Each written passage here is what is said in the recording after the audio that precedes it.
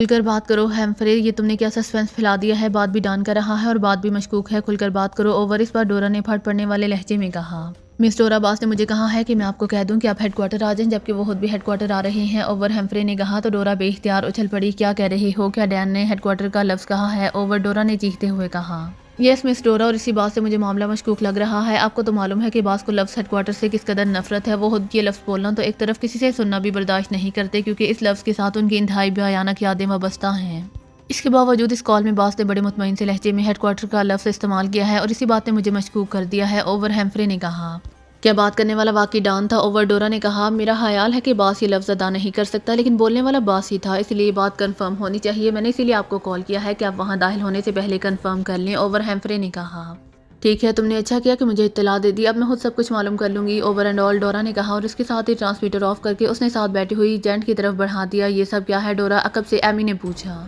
معاملات مشکوک ہیں، ہمیں پہلے یقین کرنی ہوگی، ڈورا نے کہا۔ تمہارا مطلب ہے کہ باس وہاں موجود نہیں ہے، اس کی جگہ کوئی اور آدمی بات کر رہا تھا، ایجنٹ نے کہا۔ ہاں، ذہن تو ادھر ہی جاتا ہے، لیکن اس حد تک نقل نہیں ہو سکتی کہ ہیمفرے بھی نہ پہچان سکے، وہ بھی لفظ ہیڈ کوارٹر پر ٹونکا ہے، اور یہ ہے بھی حقیقت، جتنا اس لفظ سے ڈان چڑھتا ہے کم ہی کوئی چڑھتا ہوگا، ڈورا نے مسلسل بولتے ہوئے کہا، اور اس کے ساتھ اس نے کار اس کالونی کی طرف موڑ دی جہاں اسپیشل پوائنٹ تھا۔ تھوڑی دور لے جا کر اس نے کار روک دی۔ جینٹ سائڈ سیٹ کے نیچے سے بے ہوش کر دینے والی گیس کا پسٹل اٹھاؤ اور جا کر اسپیشل پوائنٹ میں 4-5 کیپسول فائر کر دو، جلدی کرو، ڈورا نے کہا۔ مگر کیوں؟ وہاں باس تو ہے، جینٹ نے حیران ہو کر کہا۔ جو میں کہہ رہی ہوں وہ کرو، ڈان کو میں خود سمجھا لوں گی، لیکن شک دور کرنا بے حد ضروری ہے، ڈورا نے کہا۔ تو جینٹ دروازہ کھول کر نیچے اتری اور اس نے سیٹ اٹھا کر نیچے موجود باکس میں سے گیس پسٹل اٹھایا اور سیٹ بند کر کے اس نے کار کا دروازہ بھی بند کر دیا، اور پھر تیز تیز قدم اٹھاتی وہ اس کوٹھی کی طرف بڑھتی چلی گئی جسے اسپیشل پوائنٹ کہا جاتا تھا۔ اس نے سائڈ گلی میں جا کر پسٹل کا رخ اندر کی طرف کیا اور مسلسل ٹریگر دباتی چلی گئی۔ پسٹل کے اندر موجود کیپسول اڑتے ہوئے اندر گرتے رہے۔ 5 کیپسول فائر کرنے کے بعد اس نے ٹریگر سے انگلی ہٹائی اور واپس کار کی طرف بڑھ گئی۔ کیا ہوا؟ ڈورا نے کار کی سائڈ سیٹ پر بیٹھتے ہوئے پوچھا۔ اندر 5 کیپسول فائر کر دیے ہیں، جینٹ نے جواب دیا۔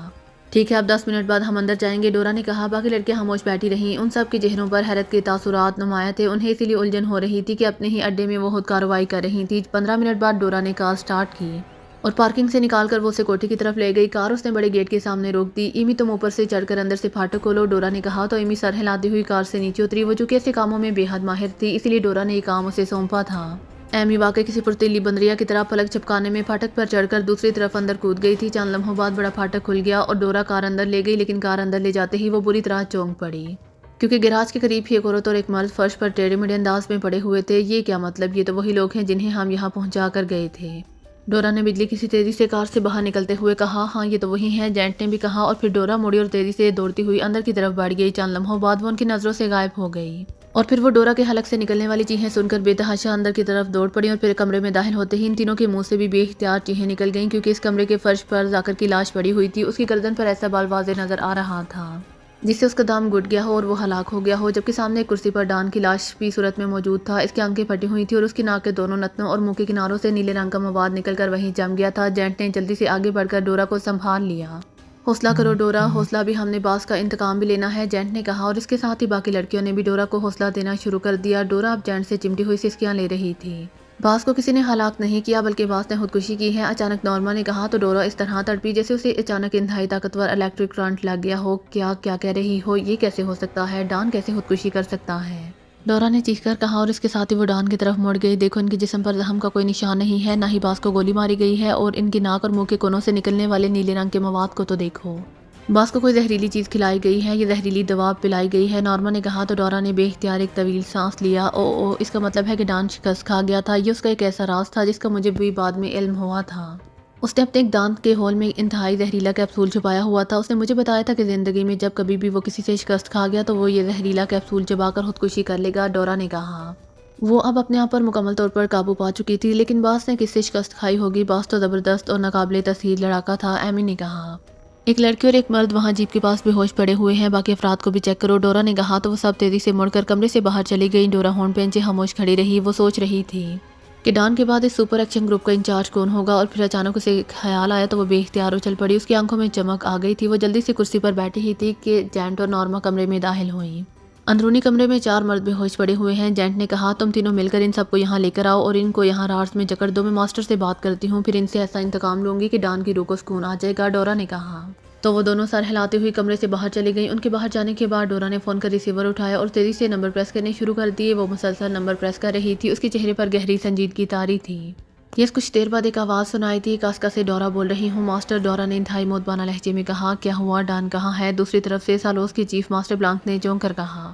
ڈان نے پاکیزیائی ایجنٹوں سے شکست کھا کر دانتوں میں موجود زہریلا کیپسول چبا کر خودکشی کر لی ہے، ڈورا نے کہا۔ پھر اس نے پہاڑیوں سے لے کر پاکیزیائی ایجنٹوں کو بے ہوش کر کے اسپیشل پوائنٹ پر لے آنے اور پھر ڈان کے یہاں آنے اور پھر اپنے دوبارہ یہاں پہنچنے کی پوری تفصیل بتا دی۔ ان ایجنٹوں کا کیا ہوا؟ ماسٹر بلانک نے انتہائی سرد لہجے میں پوچھا۔ ان کی لاشیں میرے سامنے پڑی ہیں، مجھے چونکہ شک پڑ گیا تھا اس لیے میں نے اسپیشل پوائنٹ میں داخل ہونے سے پہلے ہی وہاں بے ہوش کر دینے والی گیس فائر کر دی اور جب میں نے انہیں بے ہوشی کے عالم میں ہی گولیوں سے اڑا دیا اور اب ان کی لاشیں میرے سامنے پڑی ہیں۔ اگر میں یہ ساری کارروائی نہ کرتی تو یہ لوگ نہ صرف ہمارے عارضی آفس میں رہتے بلکہ لیبارٹری بھی تباہ کر دیتے۔ ڈورا نے کہا، ہاں تم نے واقعی کام کیا ہے، ویری گڈ، ماسٹر بلانک نے کہا۔ ماسٹر اگر آپ سمجھتے ہیں کہ میں نے کام کیا ہے تو پھر مجھے ڈان کی جگہ دے دیں۔ آپ یقین کریں کہ میں اس سے بھی بڑھ کر کارکردگی کا مظاہرہ کروں گی۔ ڈان کے گروپ کے آدمیوں میں اصل آدمی ذاکر تھا، وہ بھی ڈان کے ساتھ ہلاک ہو چکا ہے، باقی اس کا گروپ ان کے بغیر بیکار ہے۔ ان سے ان جیسا ایجنٹ ہی بھرپور انداز میں کام لے سکتا ہے۔ ڈورا نے نہایت چالاکی سے ماسٹر بلانک کو اپنے ڈھب پر لاتے ہوئے کہا، کیونکہ اسے معلوم تھا کہ ماسٹر بلانک صرف ڈان اور ڈورا کو جانتا ہے، گروپ کے باقی افراد کے بارے میں وہ کچھ نہیں جانتا، اسی لیے لامحالہ وہ اس کی باتوں پر یقین کر لے گا اور پھر ایسے ہی ہوا۔ اوکے ڈورا، میرا خیال بھی یہی ہے کہ ڈان کی جگہ صرف تم ہی لے سکتی ہو۔ اوکے، میری طرف سے آج سے تم سپر ایکشن گروپ کی باس ہو، ماسٹر بلانک نے کہا۔ تو ڈورا کا دل بلیوں چلنے لگا، اس کی آنکھوں میں تیز چمک ابھر آئی تھی۔ تھینکس ماسٹر، میں ہمیشہ آپ کی فرما بردار رہوں گی۔ آپ آفس انچارج ہیمرے کو فون کر کے میرے بارے میں احکامات دے دیں تاکہ وہ باقی گروپ تک آپ کے احکامات فوری طور پر پہنچا دے، ڈورا نے مسرت بھرے لہجے میں کہا۔ اس کا فون نمبر کیا ہے؟ ماسٹر بلانک نے کہا۔ تو ڈورا نے فون نمبر بتا دیا۔ اوکے، لیکن اب ان پاکیزیائی ایجنٹوں کی لاشوں کا کیا کرو گی؟ ماسٹر بلانک نے کہا۔ جیسے آپ حکم دیں ماسٹر، میں نے تو آپ کے احکامات کی تعمیل کرنی ہے، ڈورا نے بڑے مودبانہ لہجے میں کہا۔ تم ان کی لاشوں کو ابھی وہیں رکھو، میں سپر چیف سے بات کروں گا، پھر جیسے وہ کہیں گے ویسے کریں گے، ماسٹر بلانک نے کہا۔ لیکن ماسٹر یہ لوگ ایکریمین میک اپ میں ہیں اور ڈان نے بھی بے حد کوشش کی تھی لیکن وہ بھی ان کے میک اپ واش نہیں کر سکا۔ بہرحال یہ ہیں پاکیزیائی ایجنٹ ہی، ڈورا نے کہا، اور پھر تو ان کی شناخت بہت بڑا مسئلہ بن جائے گی، ماسٹر بلانک نے کہا۔ ماسٹر ایک تجویز ہے، میں ان کی لاشوں کو یہاں برقی بٹی میں ڈلوا کر راکھ کر دیتی ہوں، سپر چیف پاکیزیا سے معلومات حاصل کرا لیں۔ لامحالہ وہاں ان لوگوں کے اچانک غائب ہونے پر وہ لوگ پریشان ہوں گے اور اس طرح سپر چیف کنفرم ہو سکتے ہیں، اور تو کوئی صورت نہیں ہے، ڈورا نے کہا۔ ہاں ایسا ہو سکتا ہے، ٹھیک ہے، تم انہیں برقی بٹی میں ڈلوا دو، ہم پاکیزیا سے خود ہی کنفرم کرا لیں گے، ماسٹر بلانک نے کہا۔ اوکے ماسٹر، میں اسپیشل پوائنٹ سے بول رہی ہوں، آپ ہیمفرے سے کہہ دیں کہ وہ یہاں مجھ سے بات کر لے، میں اس دوران ان کی لاشوں کو بھی ٹھکانے لگا لوں گی، ڈورا نے کہا۔ اس نے جان بوجھ کر یہ بات کی تھی تاکہ ماسٹر بلانک کہیں ہیمفرے کو اس کے باس بننے کے احکامات دینے نہ بھول جائے۔ اوکے دوسری طرف سے کہا گیا اور اس کے ساتھ ہی رابطہ ختم ہو گیا۔ تو ڈورا نے ایک طویل سانس لیتے ہوئے ریسیور رکھ دیا۔ اس دوران اس کی ساتھی لڑکیوں نے 5 مردوں اور ایک عورت کو کرسیوں پر بٹھا کر ڈورس میں جکڑ دیا۔ وہ سب ابھی تک بے ہوش تھے۔ مبارک ہو تم سب کو، اچانک ڈورا نے کہا۔ تو وہ سب چونک کر اس طرح ڈورا کو دیکھنے لگیں کہ شاید اس کا واقعی دماغی توازن خراب ہو گیا ہو، کیونکہ ابھی تھوڑی دیر پہلے وہ ڈان کی لاش کو دیکھ کر ہسٹریائی انداز میں چیخیں مار رہی تھی اور ابھی ڈان کی لاش وہیں پڑی تھی اور وہ انتہائی مسرت بھرے لہجے میں سب کو مبارک دے رہی تھی۔ کیا ہوا تمہیں؟ کیسی مبارکباد؟ جینٹ نے حیرت بھرے لہجے میں کہا۔ تو ڈورا نے اسے اپنے گروپ لیڈر بننے کے بارے میں تفصیل بتا دی۔ اور یہ تو واقعی خوشخبری ہے، سب نے انتہائی مسرت بھرے لہجے میں کہا۔ اب ان کا کیا کرنا ہے؟ انہیں گولیاں مار کر ہلاک کرو اور ان کی لاشیں برقی بٹی میں ڈلوا دو، ایمی نے کہا۔ نہیں، میں ان کو آسان موت نہیں دوں گی، ان سب کو موت انتہائی عبرتناک ہوگی۔ اب بہرحال انہیں مرنا تو ہے ہی، اس لیے اب میں پہلے خود اس سورما کو دیکھنا چاہتی ہوں جسے ڈان جیسے آدمی نے شکست کھائی ہے اور اسے خودکشی کرنے پر مجبور کرنا پڑا، ڈورا نے کہا۔ اور پھر اس سے پہلے کہ مزید کوئی بات ہوتی، پاس پڑے ہوئے فون کی گھنٹی باز اٹھی تو ڈورا نے اس انداز میں سر ہلاتے ہوئے ریسیور اٹھایا جیسے اسے معلوم ہو کہ کس کی کال ہو سکتی ہے۔ ڈورا بول رہی ہوں، ڈورا نے کہا۔ صرف ڈورا نہیں بلکہ میڈم ڈورا، میری طرف سے مبارکباد قبول کریں، البتہ مجھے ڈان کی موت کا سن کر بے حد صدمہ ہوا ہے، دوسری طرف سے ہیمفرے نے کہا۔ ہاں لیکن اس کا اب میں نے بھرپور انداز میں انتقام لے لیا ہے، اسی لیے اس کی روح کو سکون مل گیا ہوگا۔ تم بتاؤ کہ تم نے گروپ کے تمام افراد کو میرے بارے میں اطلاع دے دی ہے، ڈورا نے کہا۔ یس میڈم، سب آپ کے میڈم بننے پر بے حد خوش ہے، ہیمفرے نے کہا۔ تو ایسا کرو کہ سب کو وہاں ہیڈ کوارٹر کال کر لو، میں بھی 1 گھنٹے میں وہاں پہنچ جاؤں گی، پھر ہم سب ایک ضروری میٹنگ کریں گے، ڈورا نے کہا۔ یس میڈم، حکم کی تعمیل ہوگی، دوسری طرف سے کہا گیا۔ اوکے ڈورا نے کہا اور اس کے ساتھ اس نے ریسیور رکھ دیا۔ اب ان سب کو ہوش میں لے آؤ، البتہ الماری سے پہلے کوڑا نکالو، اور جینٹ تم یہ کوڑا لے لو، تم کوڑے مارنے کی ماہر ہو، اور سنو میں اس کوڑے سے ایک ایک کر کے ان سب کی کھال ادھیڑنا چاہتی ہوں۔ ایک کے بعد ایمی جو ہڈیاں توڑنے کی ماہر ہے، ایک ایک کر کے ان کی ہڈیاں توڑے گی، اور پھر نورما خنجر سے ان کی ناک کاٹے گی، ان کی آنکھیں نکالے گی اور سب سے آخر میں انہیں گولیاں مار کر میں ہلاک کروں گی، ڈورا نے بڑے صفاقانہ لہجے میں کہا۔ تو سب نے اس بات میں سر ہلا دیے، انہیں معلوم تھا کہ ڈان کے قاتلوں کے خلاف وہ اس سے زیادہ بھی صفاقی کا مظاہرہ کر سکتی ہے۔ تم ایمی جا کر ہڈیاں توڑنے والا ہتھوڑا اٹھا لاؤ، اور نورما تم کوئی تیز دار خنجر اٹھا لاؤ، اور مشین پسٹل میرے پاس موجود ہے، ڈورا نے بڑے شفاق لہجے میں کہا۔ تو ان سب نے اس بات پہ سر ہلا دیے۔ عمران کی آنکھیں کھلی تو وہ بے اختیار چونک پڑا۔ وہ اس وقت اس کمرے میں تھا جہاں پہلے ڈان نے اسے رارس میں جکڑا تھا، اور اس وقت بھی وہی کرسی پر رارس میں جکڑا ہوا موجود تھا، لیکن اس بار رارس ڈھیلے نہیں تھے بلکہ ہاتھ سے ٹائٹ تھے۔ اس نے نظریں گھمائیں تو وہ ڈان کی لاش کرسی پر اسی حالت میں دیکھ کر بے اختیار چونک پڑا۔ ڈان کے ساتھ ساتھ اس کے باقی ساتھی بھی کرسیوں پر رارس میں جکڑے ہوئے تھے اور باری باری سب ہی ہوش میں آنے کی کیفیت سے گزر رہے تھے۔ البتہ سب سے آخر میں موجود صدیقی کے منہ سے ایک لڑکی بوتل کا دہانہ لگائے اس کے حلق میں پانی انڈیل رہی تھی۔ سامنے کرسی پر ایک خوبصورت اور سمارٹ لڑکی بیٹھی ہوئی تھی جس نے بڑا چست لباس پہنا ہوا تھا۔ اس لڑکی کے ساتھ ہی دو لڑکیاں بھی کرسیوں پر بیٹھی ہوئی تھیں، جن میں سے ایک کے ہاتھ میں ہاردار کوڑا تھا۔ پھر وہ لڑکی صدیقی کو پانی پلا رہی تھی، واپس پلٹی اور آ کر کرسی پر بیٹھ گئی۔ تم سب باری باری اپنے نام بتاؤ، درمیان میں بیٹھی ہوئی لڑکی نے کہا۔ اسکول میں حاضری اس طرح تو نہیں لگتی، نام تم لو۔ یس مس ہم کہیں گے، عمران نے مسکراتے ہوئے کہا۔ تو تم ہو وہ جس سے ڈان کی فائٹ ہوئی تھی، ڈورا نے غور سے عمران کو دیکھتے ہوئے کہا۔ پہلے تم اپنا اور اپنے ساتھیوں کا تعارف کراؤ، پھر میں اپنا اور اپنے ساتھیوں کا تعارف کراؤں گا، پھر تو یہ مذاکرات آگے بڑھ سکتے ہیں۔ عمران نے کہا، تم لوگوں کو اس لیے ہوش میں نہیں لایا گیا کہ تم یہ مذاکرات کرو گے، بلکہ تمہیں انتہائی عبرتناک موت مارنے کے لیے تمہیں ہوش میں لایا گیا ہے۔ اس عبرتناک موت کی تمہیں تفصیل بتا دوں کہ تاکہ تم اپنے انجام کو سوچ سکو۔ میرا نام ڈورا ہے، پہلے میں ڈان کی اسسٹنٹ تھی، لیکن اب ڈان کی موت کے بعد سپر ایکشن گروپ کی باس ہوں، اور یہ میری ساتھی لڑکیاں ہیں۔ یہ جینٹ ہے، اس کے ہاتھ میں کوڑا دیکھ رہے ہو، یہ کوڑے مارنے کی ماہر ہے۔ یہ باری باری تم سب کی کھال ادھیڑ دے گی۔ اس کے ساتھ ایمی ہے، ایمی ہڈیاں توڑنے میں ماہر ہے، یہ اپنی ہتھیلی کی مخصوص ضربوں سے ہاتھوں کی ہڈیاں توڑنے میں مہارت رکھتی ہے۔ اس کے بعد نورما ہے، اس کی فطرت میں بے پناہ صفاقی ہے، یہ ہنجر سے پہلے باری باری تم سب کی ناک کاٹے گی، پھر کان اور پھر آنکھیں نکالے گی۔ اس کے بعد تمہارے پورے جسم پر ہنجر سے زخم ڈال کر ان پر سرخ مرچیں چھڑک دے گی۔ تم ہوتی اندازہ کر لو کہ تمہاری کیا حالت ہوگی، اور جب تم تکلیف کی شدت سے مرنے کے قریب ہو جاؤ گے تو میں تمہیں گولیوں سے چلنی کر دوں گی۔ ڈورا نے اس انداز میں بات کرتے ہوئے کہا جیسے کسی ڈراؤنی فلم کا اسکرپٹ پڑھ رہی ہو، لیکن اس کے لہجے میں بے پناہ سنجیدگی نمایاں طور پر محسوس ہو رہی تھی۔ اس کا انداز ایسا تھا کہ عمران سمجھ گیا کہ جو کچھ وہ کہہ رہی ہیں وہ صرف ڈرانے دھمکانے والی باتیں نہیں ہیں، بلکہ وہ واقعی ایسا کرنے کا مصمم ارادہ بھی رکھتی ہے۔ تم پہلے ہمیں یہ بتاؤ کہ تمہیں ہیمفرے نے یہاں پہنچنے کا کہا تھا اور تم آ گئی، لیکن تم نے اندر آنے سے پہلے بے ہوش کر دینے والی گیس کیوں فائر کی؟ تمہیں کیا شک ہوا تھا؟ عمران نے سنجیدہ لہجے میں کہا۔ کیا تم نے ڈان کی آواز اور لہجے میں ہیمفرے سے بات کی تھی؟ ڈورا نے ہونٹ چباتے ہوئے کہا۔ ہاں، اب اس اعتراف میں کوئی حرج نہیں ہے، کیونکہ بہرحال ابھی ہم نے عبرتناک موت مر جانا ہے، اور میں چاہتا ہوں کہ مرنے سے پہلے کم از کم تمام حالات ایک دوسرے کے سامنے آ جائیں۔ عمران نے جواب دیا۔ حیرت ہے کہ تم نے اس حد تک ڈان کی آواز اور لہجے کی نقل کی کہ ہیمفرے بھی نہ پہچان سکا، ڈورا نے یقین نہ آنے والے لہجے میں کہا۔ یہ میرے لیے معمولی بات ہے، مگر تمہیں شک کیوں پڑا ہے؟ عمران نے جواب دیتے ہوئے کہا۔ تم نے ہیمفرے سے ڈان کی آواز اور لہجے میں بات کرتے ہوئے ایک لفظ بول دیا تھا جس سے ڈان کو شدید چڑ تھی۔ وہ یہ لفظ کبھی استعمال نہیں کرتا تھا، اور وہ لفظ تھا headquarter. Dawn headquarter کی بجائے سینٹرل آفس کا لفظ استعمال کرتا تھا۔ اسی بات پر ہیمفرے چونک پڑا اور اس نے مجھے ٹرانسمیٹر پر اطلاع دی، چنانچہ میں ہر قسم کے رسک سے بچنے کے لیے پہلے اندر بے ہوش کر دینے والی گیس فائر کرائی، پھر ہم اندر آئے، ڈورا نے تفصیل بتاتے ہوئے کہا۔ لیکن تم نے ابھی کہا ہے کہ تم نے ڈان کی جگہ لے لی ہے، جبکہ میرے خیال میں یہ جگہ ہیمفرے کو لینی چاہیے تھی، عمران نے کہا۔ تو ڈورا بے اختیار ہنس پڑی، پھر اس نے ماسٹر بلانک سے ہونے والی بات چیت دہرا دی۔ میں نے ماسٹر بلانک کے سامنے تصویر ہی ایسی کھینچی تھی کہ وہ مجھے یہ سیٹ دینے پر مجبور ہو گیا تھا۔ اور سنو، اب باتیں ختم، اب تماشا ہوگا، خوفناک اور عبرتناک تماشا۔ جینٹ چلو اٹھو اور سب سے پہلے اس کی کھال ادھیڑ دو، ڈورا نے بات کرتے کرتے یکلحظ ساتھ بیٹھی ہوئی جینٹ سے کہا جس کے ہاتھ میں ہاردار کوڑا تھا۔ تمہیں کیا جلدی ہے؟ ہم نے مرنا ہی ہے، مر جائیں گے، لیکن چند باتیں اگر ہو جائیں تو اس میں حرج کیا ہے؟ عمران نے منہ بناتے ہوئے کہا۔ گو اس نے اس دوران راڈ سے نجات حاصل کرنے کے لیے بہت سوچا تھا، لیکن ابھی تک وہ کوئی ایسی ترکیب نہ سوچ سکا تھا جس سے وہ راڈ سے نجات حاصل کر سکتا۔ نہیں، اب ہمارے پاس ضائع کرنے کے لیے وقت نہیں ہے، ہم نے ہیڈ کوارٹر جانا ہے، وہاں میرے پورے گروپ سے پہلی میٹنگ ہے، اور میں نہیں چاہتی کہ وہ میرا انتظار کر کے خود یہاں پہنچ جائیں، کیونکہ میں نے سب سے پہلے یہی کہا ہے کہ تمہیں ہلاک کر دیا گیا ہے، اس لیے اگر انہوں نے تمہیں زندہ دیکھ لیا تو یہ بات میرے لیے تباہ کن بھی ثابت ہو سکتی ہے۔ چلو جینٹ، شروع ہو جاؤ، ڈورا نے چیخ کر کہا۔ تو جینٹ کوڑا لے کر ہوا میں چٹھاتی ہوئی بڑے جارحانہ انداز میں آگے بڑھی ہی تھی کہ یکلحظ صدیقی کی آواز سے کمرہ گونج اٹھا۔ ٹھہرو، صدیقی نے چیخ کر کہا، اور اس کی آواز سنتے ہی عمران سمیت سب کی نظریں صدیقی کی طرف اٹھ گئیں جو آخری کرسی پر موجود تھا۔ اس کے دونوں ہاتھ راڈس میں جکڑے ہوئے تھے، اور پھر اس سے پہلے کہ کوئی بولتا، یکلحظ کسی ماہر بازیگر کی طرح اس کے جسم بجلی کسی تیزی سے اوپر کو اٹھ کر آگے کی طرف جھکتا چلا گیا، اور دوسرے لمحے وہ کلا بازی کھا کر سیدھا کھڑا ہو رہا تھا کہ ڈورا اور نورما دونوں حرکت میں آ گئی۔ ڈورا نے بجلی کسی تیزی سے جیب سے مشین پسٹل نکال لیا تھا، جبکہ نورما جو ڈورا کی نسبت صدیقی کی کرسی کے زیادہ قریب تھی، اس نے انتہائی پھرتی سے ایک تیز دار خنجر نکال لیا تھا۔ پھر جیسے ہی صدیقی کلا بازی کھا کر سیدھا کھڑا ہوا تھا کہ اس نے انتہائی پھرتی سے بازو کو حرکت دی،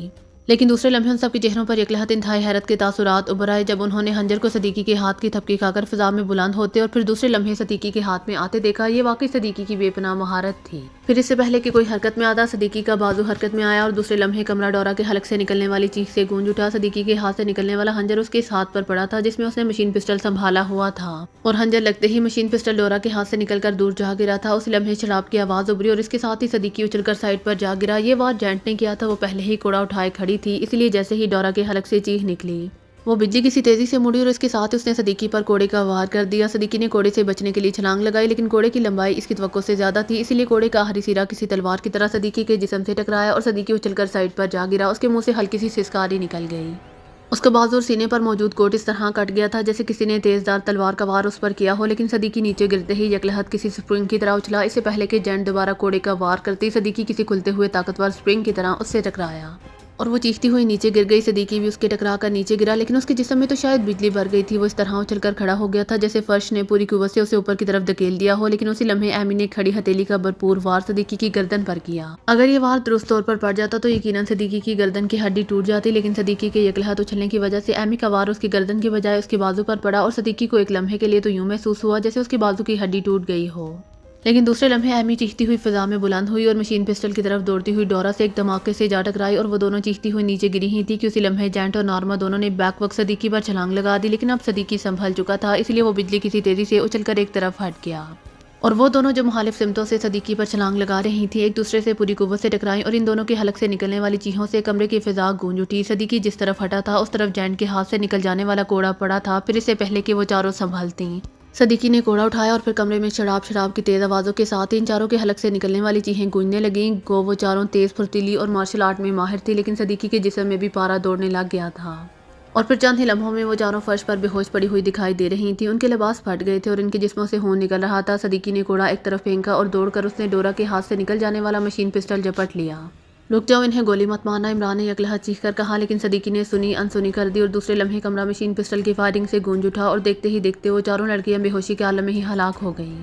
آئی ایم سوری عمران صاحب، یہ بہت خطرناک تھی، ان کا خاتمہ ضروری تھا۔ صدیقی نے ٹریگر سے انگلی ہٹا کر زور زور سے سانس لیتے ہوئے کہا۔ صدیقی درست کہہ رہا ہے، اگر یہ ہوش میں آ جاتی تو ایک بار پھر مسئلہ بن جاتا، صفدر نے صدیقی کی تائید کرتے ہوئے کہا۔ تم نے واقعی ہمت کی ہے صدیقی، ویل ڈن، جولیا نے کہا۔ مجھے تو یوں لگ رہا تھا جیسے صدیقی 4 بیویوں کا شوہر ہو، لیکن اس نے تو اب مزید 4 کا سکوپ بنا لیا ہے، عمران نے مسکراتے ہوئے کہا تو سب کے چہروں پر مسکراہٹ پھیل گئی۔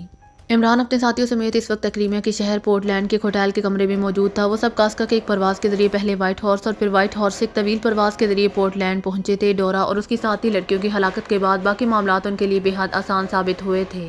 سپر ایکشن گروپ کے بارے میں انہیں معلوم ہو چکا تھا اور ڈورا نے یہ بھی بتا دیا تھا کہ اس کے حکم پر سپر ایکشن گروپ کے باقی تمام ممبرز میٹنگ کے لیے وہاں موجود ہیں۔ چنانچہ عمران اپنے ساتھیوں سمیت وہاں پہنچا۔ وہ سب چونکہ ڈورا اور اس کی ساتھی لڑکیوں کے معاملات سے بے خبر تھے، اسی لیے ان کا خاتمہ انتہائی آسان ثابت ہوا تھا۔ وہاں سے ایک فائل کے ذریعے انہیں لیبارٹری کے بارے میں حتمی طور پر معلوم ہو گیا تھا۔ یہ فائل شاید ہیمفرے نے ڈورا کے بیان پر بنائی تھی، کیونکہ اس فائل میں یہ بات درج تھی کہ ڈورا نے اپنے ساتھی لڑکیوں کی مدد سے لیبارٹری کو نہ صرف ٹریس کر لیا تھا بلکہ وہ اس غار تک بھی پہنچ گئی تھی جس میں سپلائی کا سامان پہنچایا جاتا تھا اور اس غار سے ہی لیبارٹری کا راستہ جاتا تھا۔ اس کے بعد عمران اپنے ساتھیوں سمیت گراٹ کالونی کی اس کوٹھی میں پہنچ گیا جہاں وہ اسلحہ موجود تھا جو اس نے لیبارٹری کی تباہی کے لیے منگوایا تھا، اور اس کے بعد لیبارٹری کی تباہی مشکل ثابت نہ ہوئی۔ اس طرح ان کا مشن مکمل ہو گیا اور وہ لوگ مشن مکمل ہوتے ہی فوراً کاسکا سے ایک مقامی فلائٹ کے ذریعے وائٹ ہارس اور پھر وائٹ ہارس سے ایک طویل پرواز کے ذریعے یہاں پورٹ لینڈ پہنچ گئے تھے۔